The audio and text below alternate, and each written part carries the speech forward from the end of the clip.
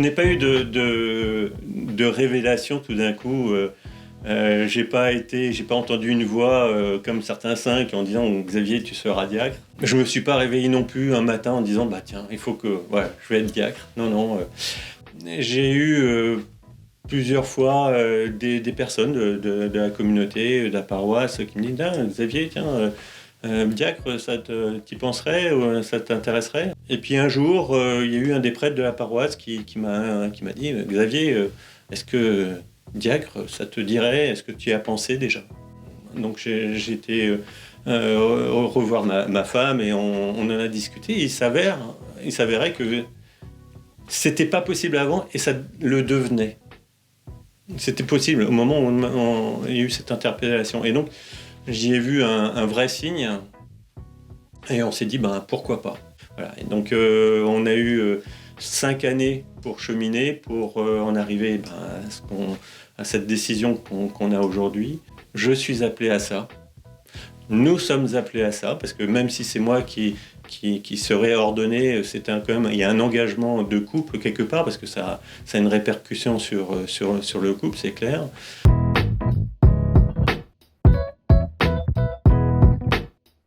Je suis baptisé et en tant que baptisé, finalement, l'ordination ne change pas mon baptême.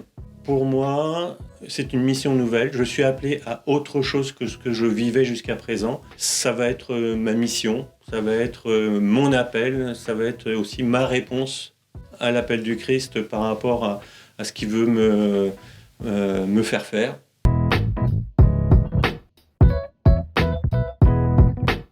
Les diacres ont comme spécificité d'être quand même très ancrés dans la vie courante, dans la vie habituelle.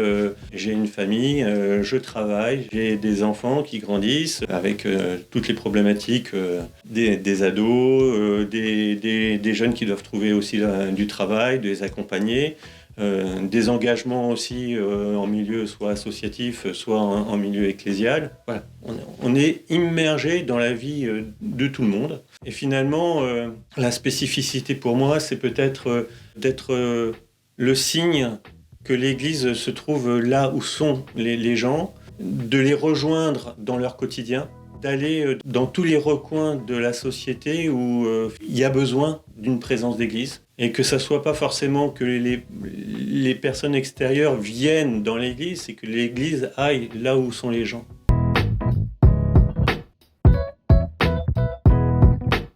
Finalement, il y a 3 grands engagements. Il y a un engagement personnel à vivre vraiment une vie de prière et à vivre la liturgie des heures en particulier. On a un engagement au niveau du diocèse, puisque c'est l'évêque qui donne une mission à chacun des diacres par rapport aux besoins qu'il aura identifiés, et un engagement au sein de la paroisse où le diacre se situe.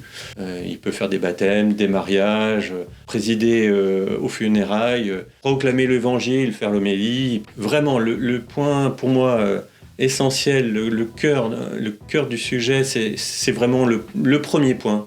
S'ancrer dans une vie de prière, parce qu'en fait, c'est s'ancrer dans une relation avec le Christ et de pouvoir développer cette relation va nous permettre d'assurer les autres missions. On est porteur dans notre prière de cette vie dans laquelle on est immergé et de le présenter au Christ. C'est vraiment le rôle de l'Église, c'est vraiment le rôle des chrétiens en fait.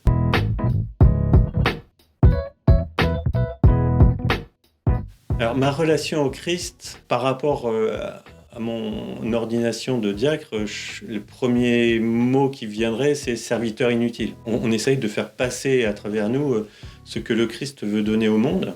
Je ressens le regard d'amour que le Christ porte sur nous et surtout j'ai une très grande confiance dans sa miséricorde.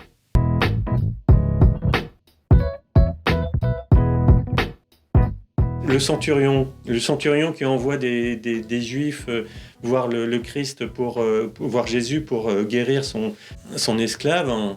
Ces Juifs-là vont faire l'aller-retour entre le centurion et Jésus et vont essayer de le convaincre pour finalement faire en sorte que Jésus se détourne et puisse venir voir le centurion. C'est aussi le rôle du diacre de faire ça. finalement, de prendre voilà, les gens tels qu'ils sont, qui sont pas forcément, qui sont éloignés des fois de l'Église. Le Centurion n'est pas dans la communauté des Juifs et pourtant ouais, ils font ce relais-là et ils apportent là. Donc moi, voilà, c'est vraiment un passage qui me parle par rapport à cette mission diaconale.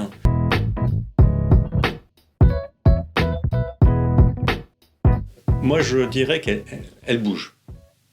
C'est pas statique, il y a du dynamisme, ça fait plaisir à voir. Par contre, il est clair que notre église, là, se rapetisse. Voilà, on est de plus en plus petit, on vit l'expérience d'un troupeau qui se réduit. Ça, c'est très important de le vivre dans la foi. On en arrive à ce que nous demande d'être dans l'évangile, d'être le sel de la terre, d'être le ferment dans la pâte, d'être la lumière dans la maison. Ce à quoi on est appelé, c'est à revenir à l'évangile, dans ses fondements, dans les paroles du Christ, pour pouvoir mieux le rayonner et en témoigner.